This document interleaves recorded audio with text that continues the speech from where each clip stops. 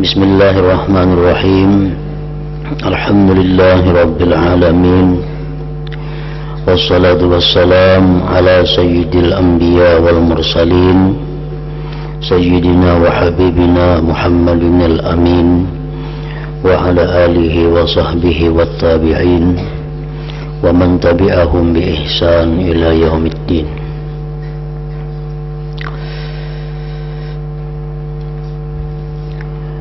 Seandainya engkau bertanya,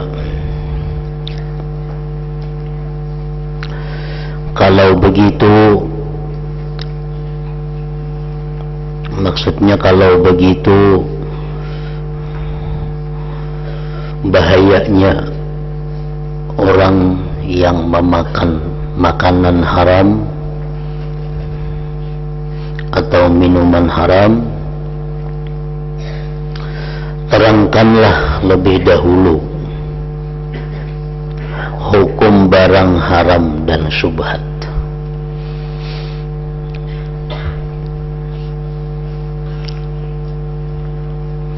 serta batasan ta'rif dari keduanya. Apa-apa barang yang haram, apa-apa barang yang syubhat, sehingga bisa menghindarinya.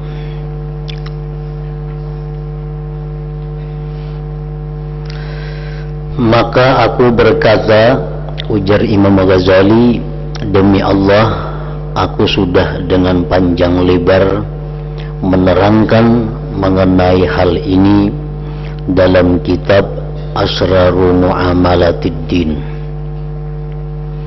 rahasia pergaulan dalam agama Allah, dan aku tuturkan tersendiri dalam kitab Ihya Ulumiddin. Namun di sini aku akan memberikan isyarat kepada kalimat-kalimat tersendiri, sekira bisa sampai kepada pemahaman orang yang lemah, lagi pula mulai belajar.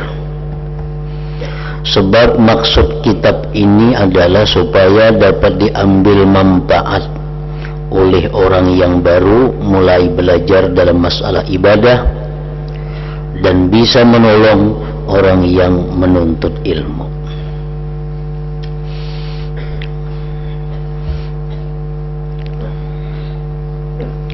Sebagian ulama berkata, setiap apa yang engkau yakini sebagai milik orang lain, lagi pula dilarang oleh agama, maka perkara atau barang itu adalah haram secara murni. Kita yakini itu barang ampun orang, nah itu haram kita mengambilnya, haram kita menggunakannya.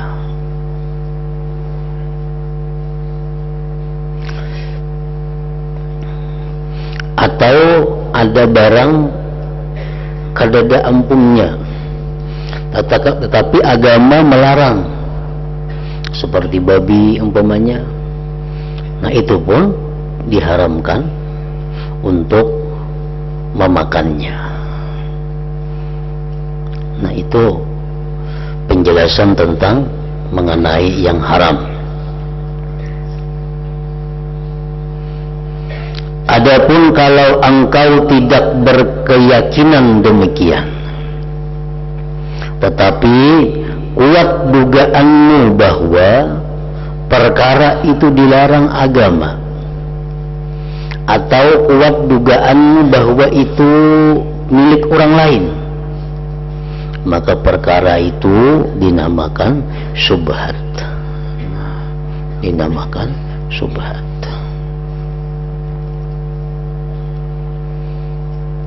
Kita kada yakin pang itu milik orang, kita kada yakin itu dilarang agama, tetapi kuat dugaan kita itu ampun orang, atau kuat dugaan kita itu dilarang agama, nah maka perkara itu dinamakan syubhat.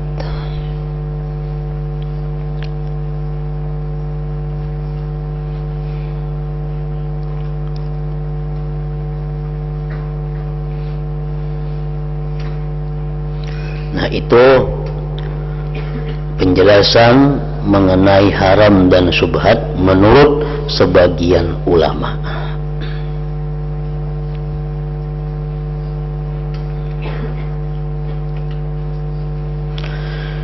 Sebagian ulama yang lain berkata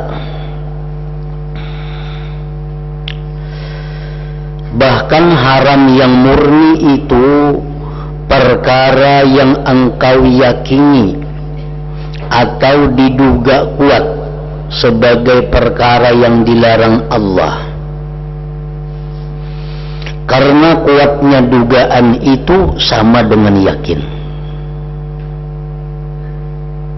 Dalam sebagian besar hukum-hukum Allah Ta'ala, yakin ini milik orang lain atau kuat dugaan itu milik orang lain, itu sama aja.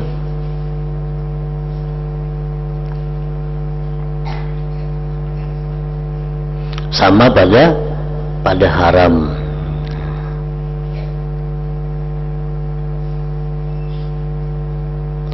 Sedangkan apabila dua tanda tersebut sama sehingga timbul keraguan di hati, tidak ada yang lebih unggul salah satunya di hatimu, maka yang demikian itu disebut syubhat, mirip haram dan menyerupai halal. Jadi perkara itu samar bagimu.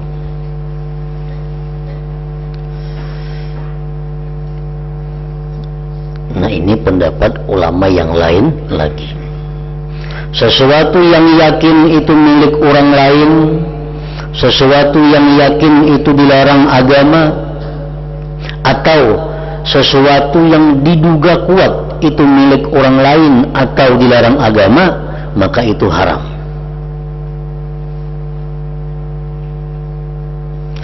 Sesuatu yang ragu-ragu, arti ragu-ragu itu nyesak 50%, 50%. Ampun orang kan ini, ampun kuka, ampun orang ka, ampun kuka, ampun orang ka, ampun kuka. Ragu-ragu.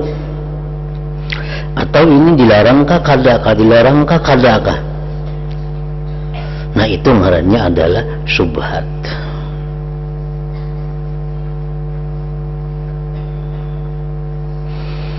Kemudian menjauhi perkara yang haram murni itu wajib, sedangkan menghindarkan diri dari perkara syubhat itu takwa dan wara. Pendapat kedua ini lebih utama. Kalau sudah yakin atau dugaan kuat ini milik orang, nah itu menjauhinya wajib, sebab itu haram murni. Tapi kalau ragu-ragu 50%, 50%, nah menjauhinya itu kada wajib, namun takwa dan wara ngarannya. Pendapat kedua ini lebih utama.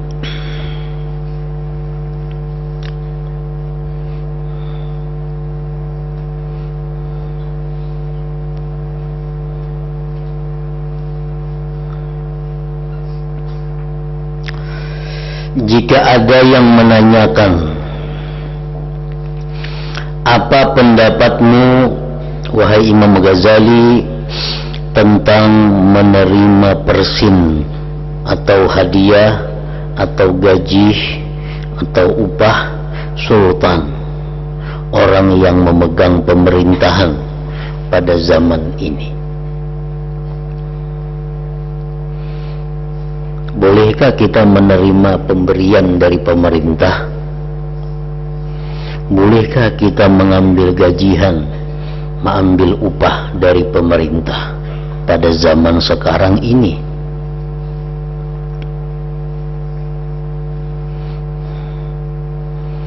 Ketahuilah, para para ulama berselisih pendapat mengenai hal ini. Sebagian berpendapat setiap perkara yang tidak diyakini keharamannya, maka orang yang diberi boleh menerima. Nah, kita perhatikan, setiap perkara yang tidak diyakini keharamannya, maka orang yang diberi boleh menerima. Itu pendapat yang pertama dari para ulama. Misalnya kita dibantu oleh pemerintah, disubsidi oleh pemerintah, selama kita kada yakin bahwa bantuan itu dari hasil yang haram, maka kita boleh menerima. Selama kita kada yakin bahwa bantuan itu didapat dari jalan haram, boleh menerima.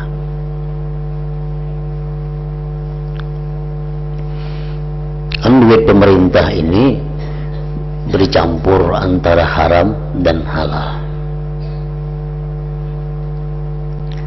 Lalu mereka memberikan bantuan kepada masyarakat, subsidi atau apa, boleh kada menerima selama kita kada yakin bahwa yang diserahkannya itu adalah dari yang haram, boleh menerima.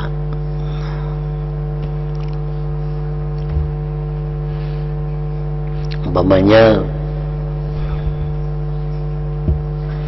harta yang didapat oleh pemerintah ini ada dari yang halal. Contohnya dari yang halal itu seperti penjualan hasil-hasil bumi, minyak, gas, batu bara, emas, perak dan sebagainya dijual oleh pemerintah, keuntungan dikumpul. Nah, itu jelas sudah duitnya adalah halal. Nah, kemudian dari pemerintah ini ada pula jalurnya yang haram, seperti pajak minuman keras umpamanya. Nah, itu sudah jelas bersumber dari yang haram, terkumpul di pemerintah duit itu. Kalau pemerintah menyumbang, selama kita kada yakin bahwa nang diunjuknya itu duit haram, boleh menerima. Tapi bila kita yakin nang diunjuknya itu duit haram, kada boleh kita menerima. Nah, itu pendapat yang pertama dari sebagian para ulama. Sebagian ulama yang lain mengatakan tidak boleh menerima harta yang tidak nyata-nyata halal. Nah, ini tangalih sedikit berbalikannya.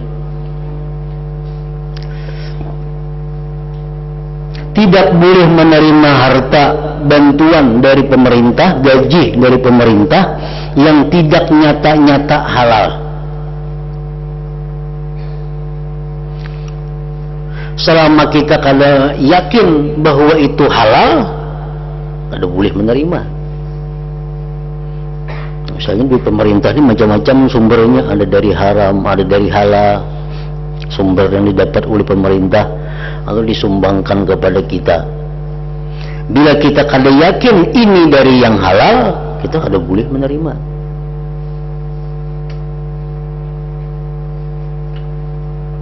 Nah, kalau kita mengikuti pendapat yang kedua ini, jelas sudah kita kada kawa mengambil bantuan pemerintah, karena kita kada tahu. Nah, matakan diunjuknya lawan kita dari haram kah dari halal kah, kita kada tahu. Maka kita kada boleh mengambil kecuali tahu itu halal. Nah, kada kawa mengambil kita. Nah, jadi kalau pendapat yang kedua ini lebih berat. Tidak boleh menerima harta dari pemerintah yang tidak nyata-nyata halal. Sebab kebanyakan yang terjadi di masa ini, untuk harta sultan pemerintah itu haram. Harta halal di tangan sultan pemerintah itu boleh dikatakan tidak ada atau langka. Ini dua pendapat sudah.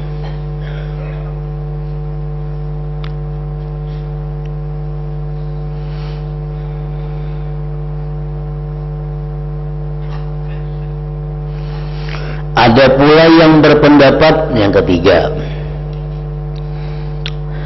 pemberian sultan, sumbangan sultan pemerintah itu halal untuk orang kaya dan orang fakir. Apabila orang yang menerima tidak meyakini bahwa harta tersebut haram, tanggung jawab dipikul oleh orang yang memberi. Kurang lebih dalam pendapat yang pertama tadi. Pemberian pemerintah itu halal baik untuk orang kaya atau untuk orang fakir apabila orang yang menerima tidak meyakini bahwa harta tersebut haram.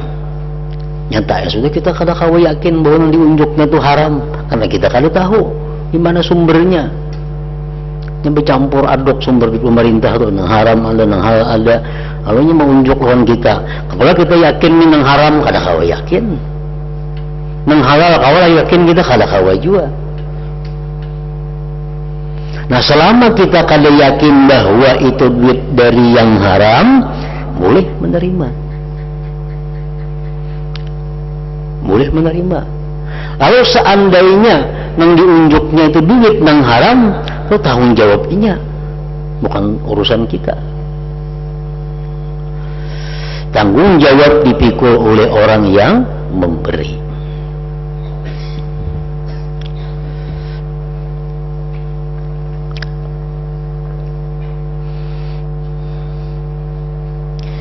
Ulama yang berpendapat seperti ini mengemukakan alasan bahwa Nabi Muhammad sallallahu alaihi wasallam juga pernah menerima hadiah Muqawqis Raja Iskandaria.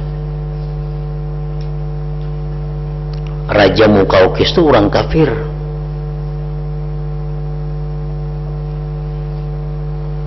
Lalu Nabi kita mengirim utusan ke sana membawa surat mengajak untuk masuk Islam. Raja Muqawqis kada mau masuk Islam, namun menghormati kepada Nabi dan memberikan banyak hadiah kepada Nabi, dan Nabi pun menerima hadiah itu. Padahal ini dari orang kafir. Nang jelas sudah hasil dari kerajaan itu macam-macam, dari halal dari haram, kada tahu urusannya orang kafir. Kenapa Nabi menerima? Karena sidin kada yakin bahwa itu adalah dari yang haram.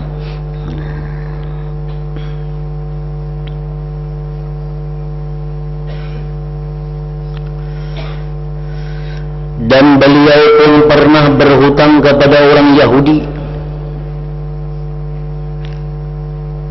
Artinya kita boleh aja bekerja sama dalam hal ekonomi kepada orang Yahudi, kepada non-Muslim. Karena Nabi pun pernah bekerja sama dari segi ekonomi kepada orang bukan Muslim.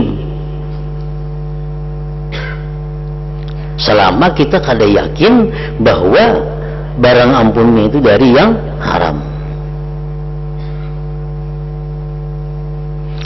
Dan beliau pernah berhutang kepada orang Yahudi, padahal Allah Ta'ala berfirman akaluna lis-suhti, artinya orang-orang Yahudi itu sangat memakan barang haram. Padahal orang Yahudi itu makanannya dari yang haram banyak, usahanya kada karuan, dari haram, dari halal. Tapi Nabi kita mau berhutang kepada orang Yahudi, mau bekerja sama dalam ekonomi kepada orang Yahudi. Kenapa? Karena beliau kada yakin bahwa barang yang diserahkan kepada Nabi itu dari yang haram. Nah, itu intinya.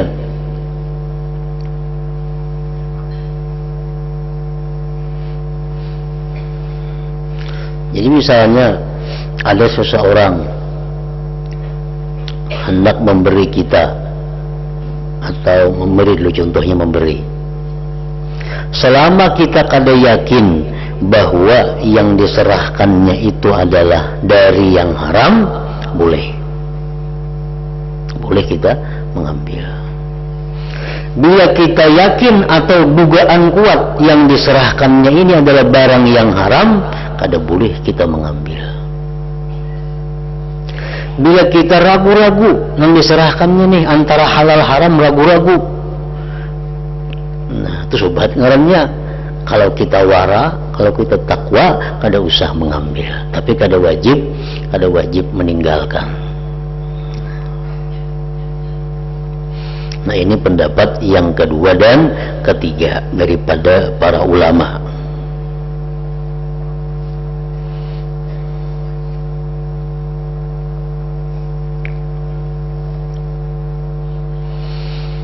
Alasannya Nabi bekerja sama dengan orang Yahudi. Padahal orang Yahudi itu Al-Quran sudah mengatakan gawiannya banyak haram. Nah, Nabi kita menerima pemberian Raja Mukaukis, padahal itu orang bukan Islam. Para ulama ini juga mengatakan sekelompok sahabat ada yang sempat menemukan masa hidup orang-orang zalim dan menerima dari pemerintah zalim. Di antara para sahabat itu ialah Abu Hurairah, Ibnu Abbas, Ibnu Umar dan lain-lain. Ini Abu Hurairah, Ibnu Abbas, Ibnu Umar, beliau pernah hidup di pemerintahan yang zalim. Di pemerintahan zalim, pemerintahan yang korup, pemerintahan yang kada tahu halal haram.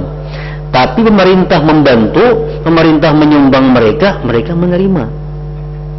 Kenapa menerima? Karena mereka kada yakin yang diserahkannya itu adalah haram. Kada yakin yang diserahkan itu dari yang haram.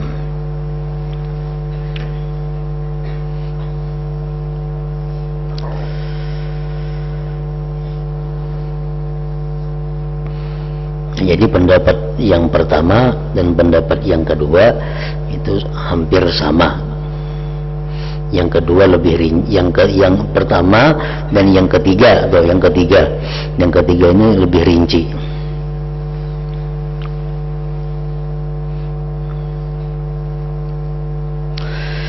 Sementara itu ulama lain berkata, yang keempat nih, harta sultan, harta pemerintah, tidak ada yang halal sedikit pun. Tidak ada yang halal sedikit pun bagi orang yang kaya atau orang fakir. Karena biasanya pemerintah itu ditandai dengan kezaliman, dan pada galibnya kebiasaannya harta orang yang memegang pemerintahan itu haram.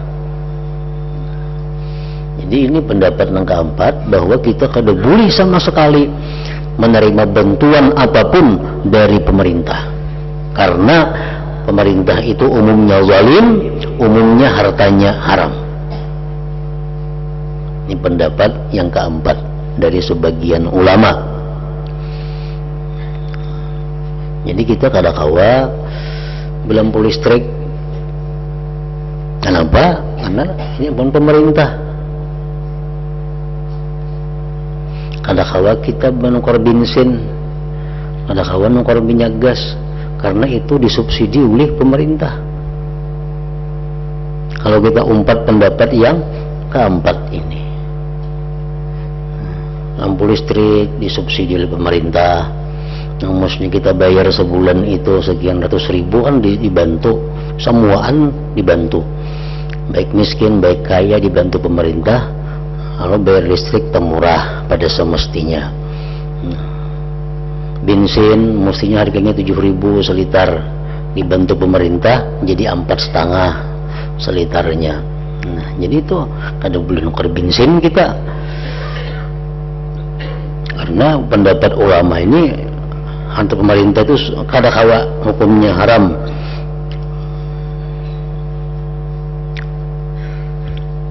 Keempat itu.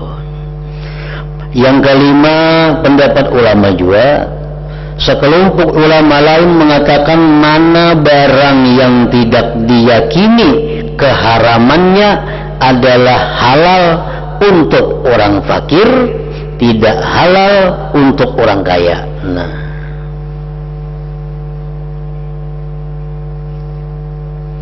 jadi harta pemerintah itu kalau kada yakin haram, harta pemerintah, subsidi, bantuan, sumbangan pemerintah, kalau kada yakin itu haram, boleh menerima. Tapi yang boleh menerimanya orang fakir. Orang kaya kada boleh juga menerima. Ini pendapat yang kelima. Jadi orang kaya kada boleh nukar bensin nang bersubsidi, kada boleh beli listrik nang bersubsidi. Itu ada bantuan pemerintah.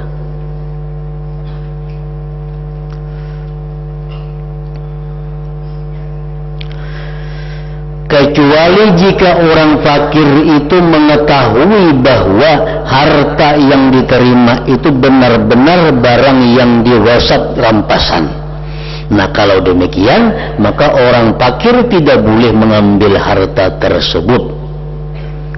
Itu sudah jelas. Pemerintah membantu orang fakir, mensubsidi orang miskin. Boleh si miskin mengambil kalau inya si miskin ini kada yakin itu haram. Tapi kalau yakin itu haram, nah kada boleh juga mengambil, walaupun ia miskin, walaupun ia fakir.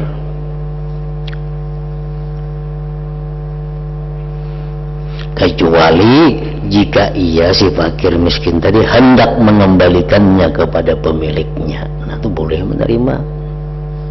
Misalnya kita tahu bahwa raja ini malam tadi merampas sepeda motor orang, dirampasnya.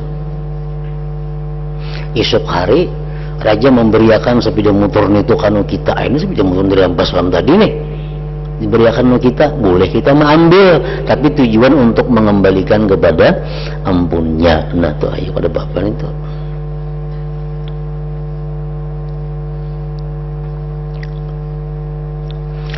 Orang fakir boleh menerima harta sultan pemerintah, sebab kalau harta itu milik sultan sendiri, amun duit raja pemerintah seorang, lalu orang fakir diberi, maka tanpa ragu ia boleh mengambilnya. Bupati, gubernur, presiden memberi kita duit sidin seorang, itu sudah jelas boleh mengambilnya. Dan jika harta itu harta fai atau hasil pajak atau potongan 1/10, maka ia orang fakir mempunyai hak, begitu pula ahli ilmu, ulama dan penuntut ilmu.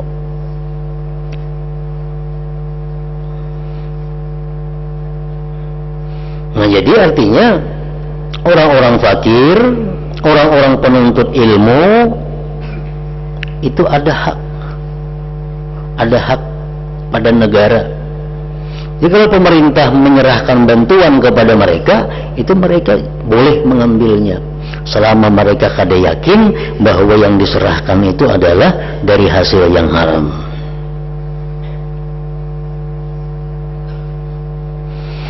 Ali bin Abi Thalib radhiyallahu anhu pernah berkata, barang siapa masuk Islam dengan taat dan membaca Al-Quran menurut zahirnya, maka ia memperoleh bagian harta kas negara setiap tahun 200 dirham, sebagian riwayat 200 dinar. Jika tidak mengambilnya di dunia, dapat mengambilnya nanti di akhirat. Jadi rakyat ini adalah rakyat Islam, ini tanggungan pemerintahan Islam. Setiap orang dapat jatah setahun 200 dinar atau 200 dirham. Bila kalau mengambil dunia, dia bisa mengambil di akhirat pahalanya. Nah, kalau begitu orang fakir dan ahli ilmu, penuntut ilmu boleh mengambil hak mereka. Misalnya ada subsidi beasiswa, nah itu kan boleh diambil karena memang yang ada hak di situ orang penuntut ilmu, selama beasiswa itu didapat dari yang bukan haram.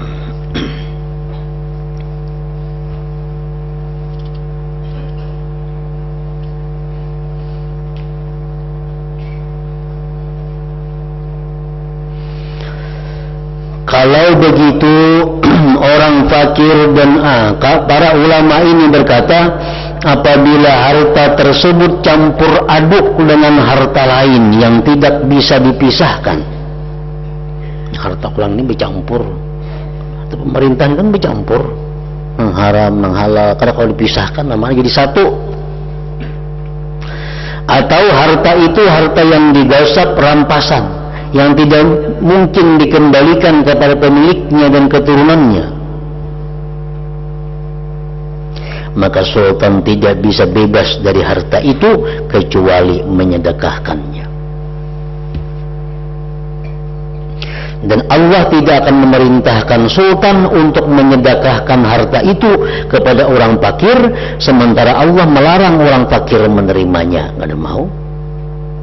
Atau Allah memberi izin orang fakir menerima sedekah, tetapi harta itu harta haram, kada mau juga. Jadi kalau begitu orang fakir boleh menerima pemberian sultan, kecuali jika barang pemberian itu benar-benar harta yang digasap, dirampas atau haram, maka ia tidak boleh mengambilnya.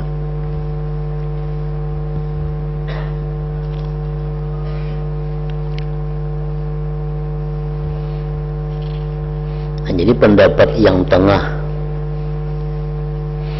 dan pendapat yang pertama,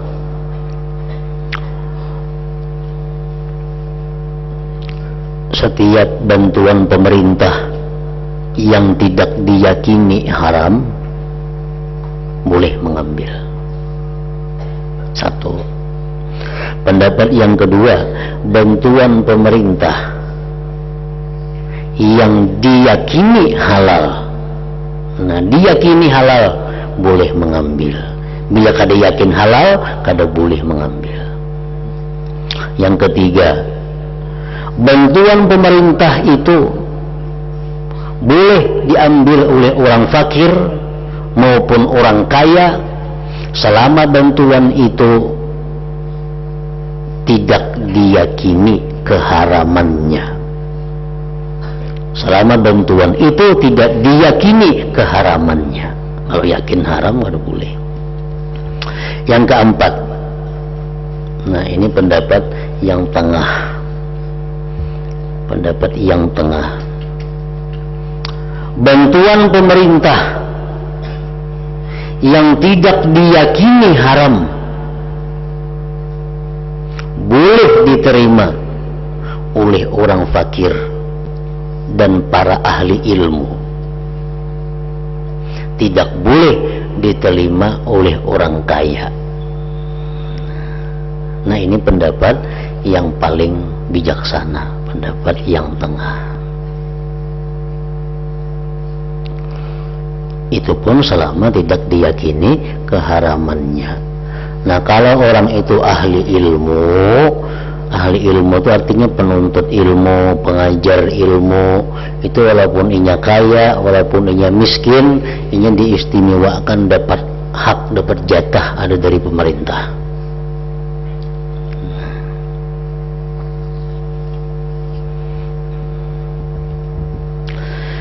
Masalah-masalah ini tidak mungkin difatwakan jika tidak dijelaskan, dan dengan berpayah-payah membicarakan masalah ini dapat mengeluarkanku dari maksud kitab. Jika engkau ingin mengetahui masalah ini, maka telaahlah kitab halal dan haram dari kitab Ihya Ulumuddin yang telah dikarang, yang telah kukarang. Niscaya engkau akan mendapatkan kejelasan insyaallah ta'ala.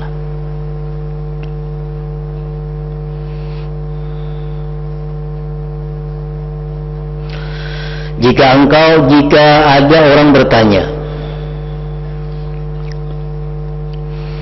bagaimana pendapatmu wahai Imam Ghazali mengenai pemberian orang ahli pasar dan sebagainya dari pemerintah?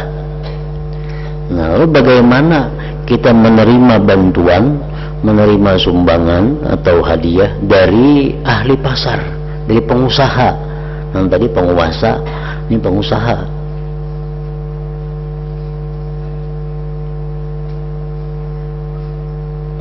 Apakah mesti ditolak atau harus diselidiki terlebih dahulu? Padahal engkau tahu kelalaian mereka dan sedikit sekali perenungan mereka tentang pekerjaan mereka. Begitu pula pemberian saudara-saudara yang lain. Kita tahu kan di pasar nih, pengusaha nih, ada yang minjam duit berbunga, ada yang menghutangkan duit berbunga, macam-macam. Ada yang jual belinya kada berakar.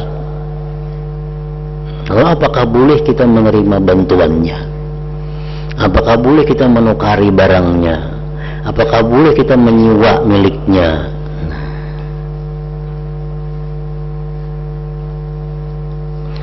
Jawabnya, apabila zahirnya manusia itu baik dan sifat fasiknya tertutup, maka tidak ada halangannya engkau menerima pemberian dan sedekahnya. Engkau tidak perlu menyelidikinya, karena berpendapat bahwa zaman telah rusak. Sebab hal semacam ini berarti suuzan, berburuk sangka kepada orang Islam.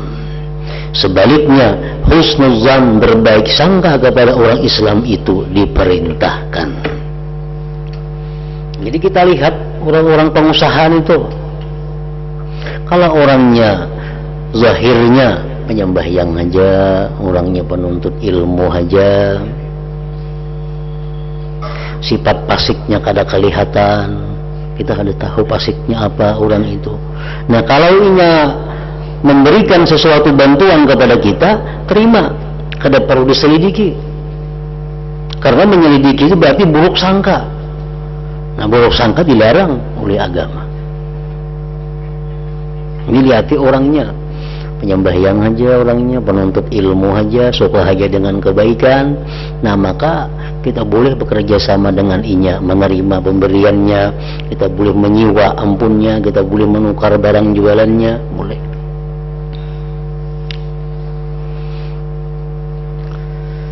Nah, sebaliknya, karena kalau orangnya itu kelihatan ada tanda-tanda kefasikan, alamat-alamat kefasikan itu ada pada dirinya, dan kada kelihatan orang itu berbuat amal-amal saleh.